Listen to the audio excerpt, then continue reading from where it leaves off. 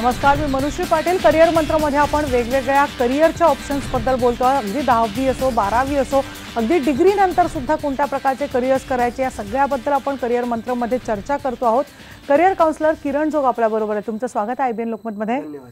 तुम्हाला सुद्धा या कार्यक्रमात सहभागी व्हायचं असेल तर तुम्ही आम्हाला कॉल करू शकता आणि त्यासाठी आमचा नंबर आहे 02266899263 या नंबरवर तुम्ही आम्हाला कॉल करू शकता.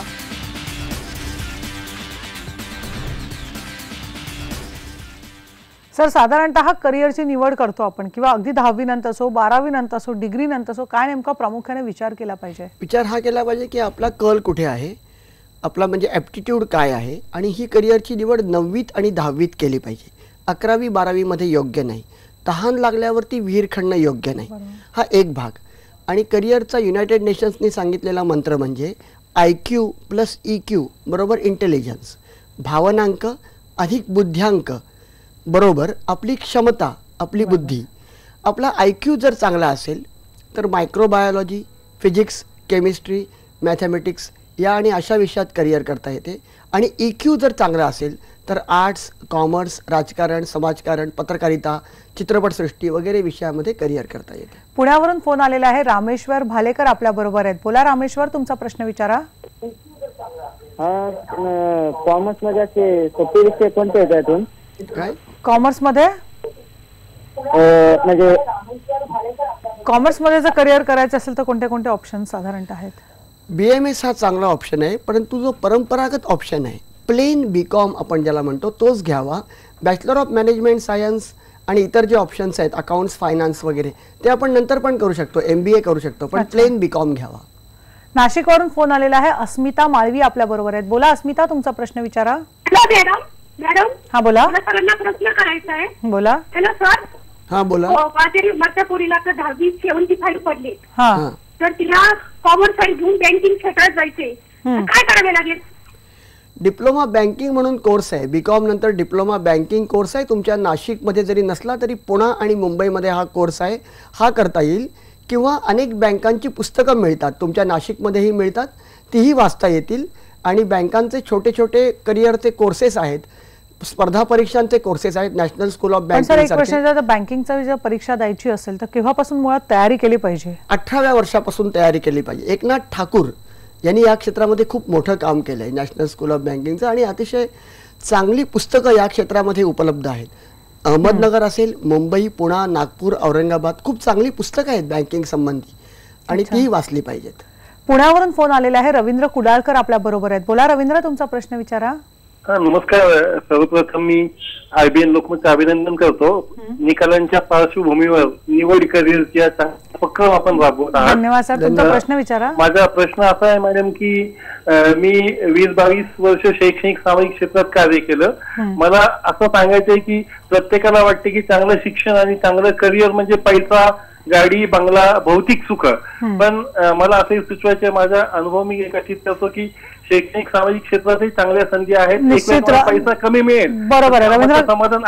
तुमचं म्हणणं आम्हाला कळलं. अनेकदा आपण अगदी हा महत्त्वाचा प्रश्न आपण केला की MSW सारखे सुद्धा काही विषय असतात की जे विषय घेऊन तुम्हाला करिअर करता येतं, त्याबद्दल नेमकं रवींद्र कुडाळकर, तुमचं म्हणणं बरोबर आहे. मी तुमचं मनापासून अभिनंदन करो. शैक्षणिक आणि सामाजिक क्षेत्र खूप महत्वाचं आहे. नॉर्वेमध्ये याच्यासाठी वेगळे वेगळे कोर्स आहेत. लंडनमध्ये सामाजिक क्षेत्रामध्ये काम MSW सारखे कोर्सेस आहेत. त्याबद्दल काय सांगा? महिलांसाठी SNDT मध्ये कोर्सेस आहेत. 2-2 वर्षाचे कोर्सेस आहेत. MS एज्युकेशन नावाचा कोर्स आहे. इतर देशांमध्ये MS एज्युकेशन नावाचा कोर्स आहे. आणि BEd नंतर MAd करूनही करता येतं.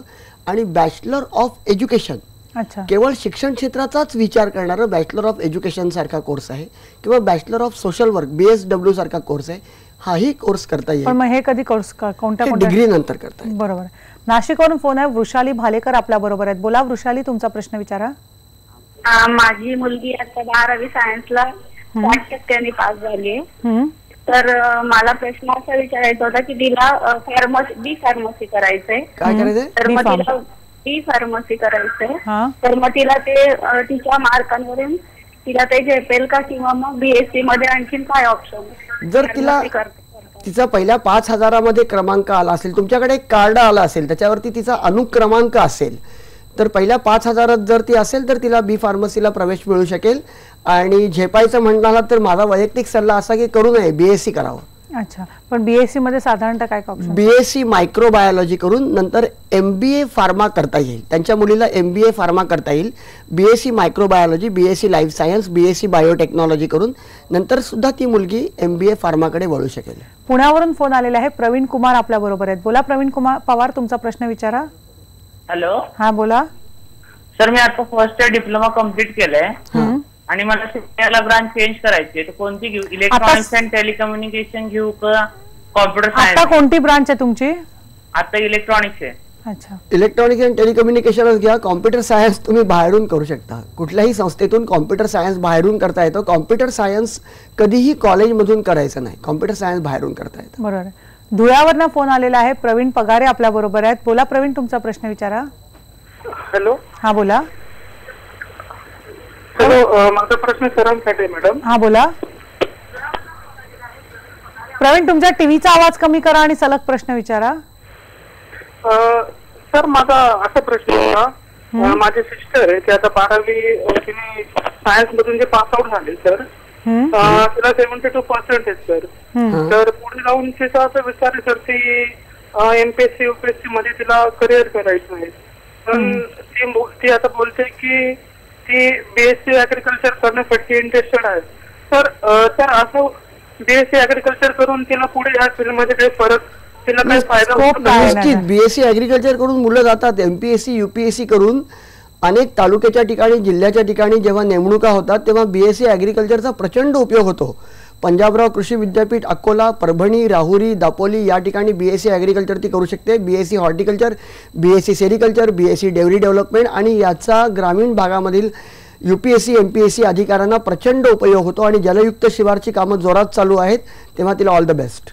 यवतमाळवरनं फोन आलेला आहे, शिवम ढमके आपल्या बरोबर आहेत. बोला शिवम, तुमचा प्रश्न विचारा. हा बोला शिवम. मॅडम माझं यावर्षी 12वी सायन्स झालेलं आहे, तर मला 64% आहेत.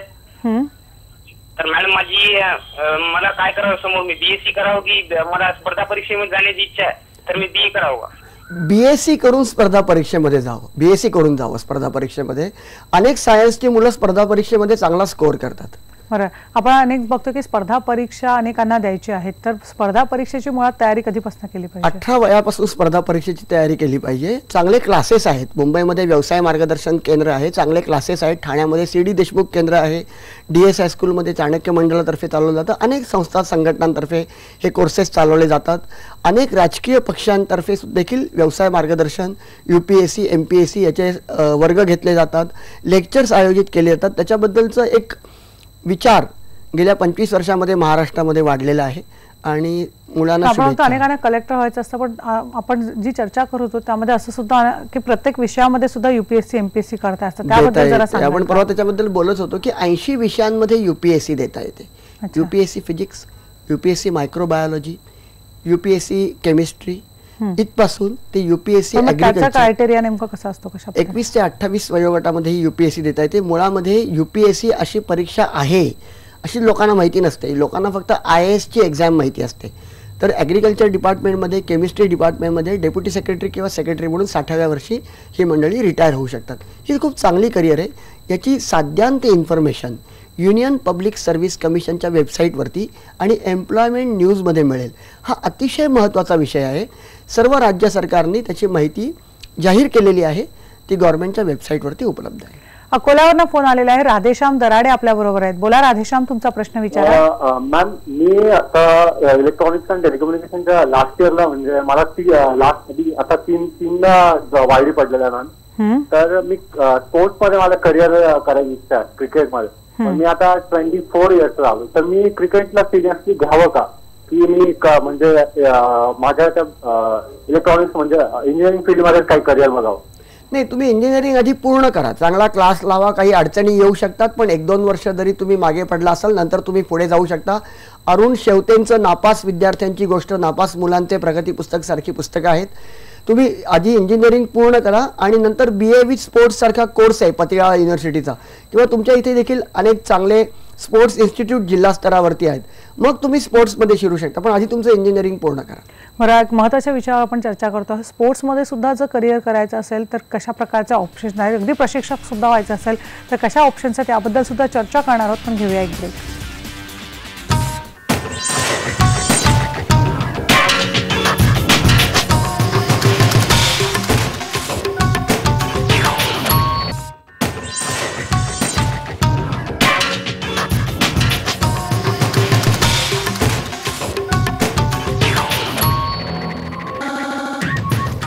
करिअर मंत्रामध्ये आपण करिअरच्या वेगवेगळ्या वाटांबद्दल बोलतोय. नांदेडवरून फोन आलाय. चंद्रकांत महाजन आपल्या बरोबर आहेत. बोला चंद्रकांत, तुमचा प्रश्न विचारा. हा मॅडम. हा बोला. तर माझी मुलगी 10वीला तिला 73% मार्क्स पडलेले आहेत, तर तिला पुढे काय करू द्यावं तिचं? तिची आवड काय आहे? तिची ऍप्टिट्यूड टेस्ट केली का? तिची आवड काय आहे? तिची आवड म्हणजे विज्ञान शाखेमध्ये जास्त आहे. हा, विज्ञान शाखा खूप चांगली शाखा आहे. टोटल 110 विषयांमध्ये MSc करता येतं. BSc स्टॅटिस्टिक्सचा पर्याय तुम्ही ओपन ठेवा. BSc कॉम्प्युटर आहे, BSc IT आहे, BSc physics, chemistry, mathematics, analytical chemistry आहे, हॉर्टिकल्चर, सेरिकल्चर बरोबर BSc आणि MSc या विषयामध्ये एन्व्हायरमेंट, फॉरेस्ट सारख्या करिअर आहेत, सॉईल सारख्या करिअर आहेत, MSc क्लायमेट सारखी करिअर आहे. तिला निवडू द्या, जरूर निवडू द्या. परभणीवरनं फोन आलेला आहे. मुकुंद कुलेकर आपल्या बरोबर आहेत. बोला मुकुंद, तुमचा प्रश्न विचारा. मॅडम, मी 12वी देऊन रिपोर्ट झालेला आहे आणि मी हॉटेल मॅनेजमेंटची GW दिलेली आहे. तर मला आता हॉटेल मॅनेजमेंटचा नंबर लागायचा, तर पुढे मला महाराष्ट्रात कुठे जॉब लागण्याची म्हणजे नोकरी लागण्याची संधी आहे? हॉटेल मॅनेजमेंटला काय करिअर आहे? मुळात हॉटेल मॅनेजमेंटमध्ये करिअर चांगली आहे, पण रोज सकाळी उठून आपण आपल्या घरीच ब्रेकफास्ट घेतो किंवा जेवण करतो. आपण काही बाहेर जेवायला जात नाही. हॉटेल मॅनेजमेंट ही करिअर चांगली आहे, पण एकदम मोठ्या प्रमाणावरती लोक हॉटेल मॅनेजमेंटकडे वळत आहेत. तर पूर्वी एवढे पगार राहिलेले नाहीत आणि या ठिकाणी ड्युटी जी आहे ती 8च्या ऐवजी 12 तास आहे, हेही आपण लक्षात घेतलं पाहिजे. औरंगाबादवरनं फोन आलेला आहे. शेख रजाक आपल्या बरोबर आहेत. बोला शेख, तुमचा प्रश्न विचारा. सर, माझा प्रश्न असा आहे की माझी मुलगी 91% घेऊन 10वी मध्ये उत्तीर्ण झाली. आता आमची इच्छा आहे की तिने डॉक्टरीकडे जावं, पण तिचा कल आहे आर्ट्सकडे. जी कल चाचणी आली ती आर्ट्सकडे, तर आम्हाला हा निर्णय घेताना अवघड होत आहे. त्याच्याबद्दल आम्हाला खूप चांगला प्रश्न विचारलेला आहे. अनेकांच्या शेख, तुमच्या मुलीचं मनापासून अभिनंदन. आणि तिला जर स्वतःला आर्ट्सकडे जायचं असेल आणि तिला स्वतःचं आयुष्य चांगल्या रीतीने जगायचं असेल तर आर्ट्समध्ये डिझायनिंग सारखी करिअर आहे, पत्रकारितेसारखी करिअर आहे, चित्रकला आहे, शिल्पकला आहे, नृत्य आहे, नाट्य आहे, संगीत आहे, MPSC देता येतं, सर्व्हिस एक्झाम वेगळ्या वेगळ्या देता येतात. आणि सगळ्यात महत्त्वाचं म्हणजे चित्रकलेसारख्या कलेला न्याय देता येतं, आयुष्याला न्याय देता येतो. तेव्हा तुमच्या मुलीला शुभेच्छा. आपण अशाच वेगवेगळ्या पर्यायांबद्दल चर्चा सुरूच ठेवणार आहोत, पण घेऊया एक ब्रेक.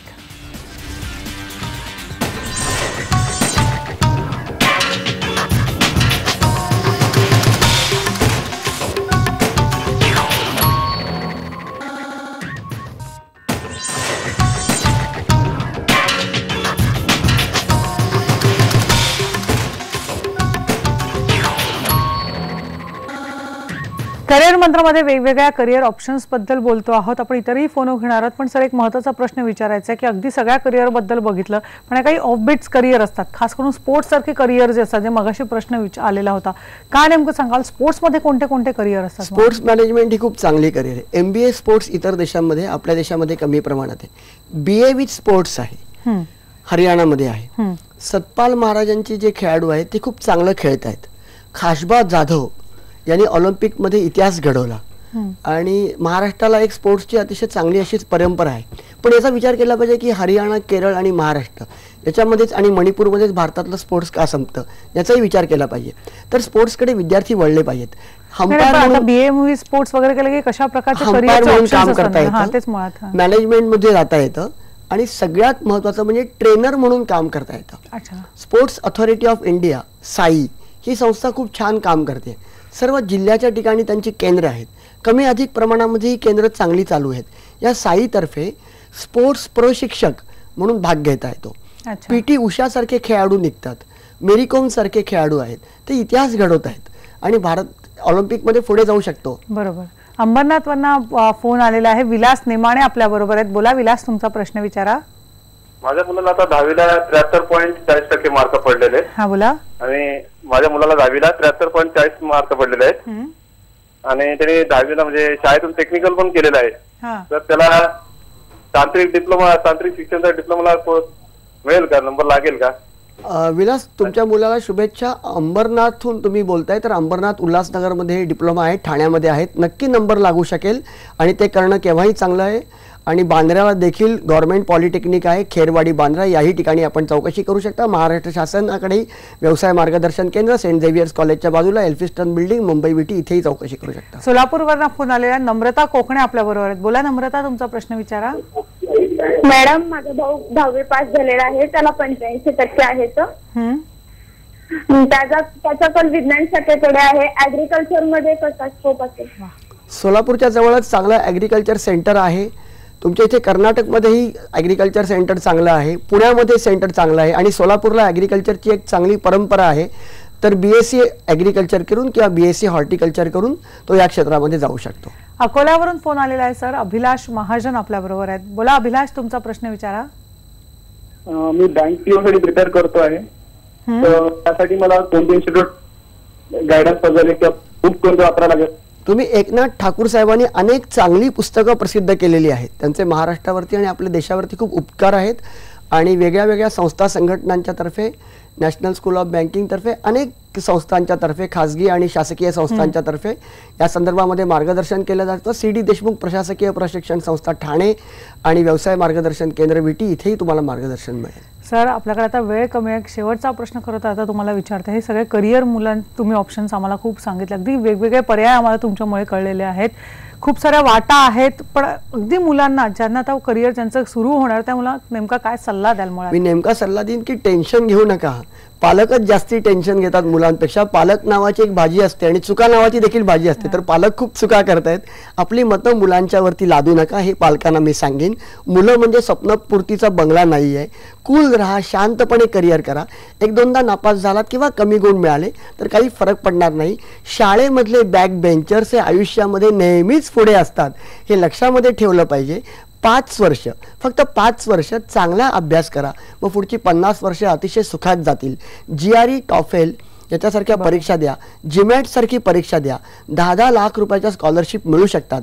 पंजाब आणि केरळ त्याच्यामध्ये पुढे जात आहे. मराठी मुलांनी देखील GRE, GMAT, टॉफेल या परीक्षा देऊन आपल्या भारताचा झेंडा जगभर रोवला पाहिजे. धन्यवाद सर, तुम्ही आमच्या या शोमध्ये आलात आणि आम्हाला एवढं चांगलं मार्गदर्शन केलं. आपण फक्त करिअर मंत्रमध्ये आपण गेल्या काही दिवसांपासून वेगवेगळ्या करिअर्सबद्दल चर्चा केलेली आहे. अगदी खूप सारे ऑप्शन्स, खूप साऱ्या करिअरच्या वाटा आहेत. आपली प्रत्येकाची आवड निवड जोपासून तुम्ही तुमचं करिअर निवडा. करिअर मंत्र या शोमध्ये आज आपण इथेच थांबतो आहोत, पण सगळ्या विद्यार्थ्यांना IBN लोकमतकडनं त्यांच्या करिअरसाठी खूप साऱ्या शुभेच्छा.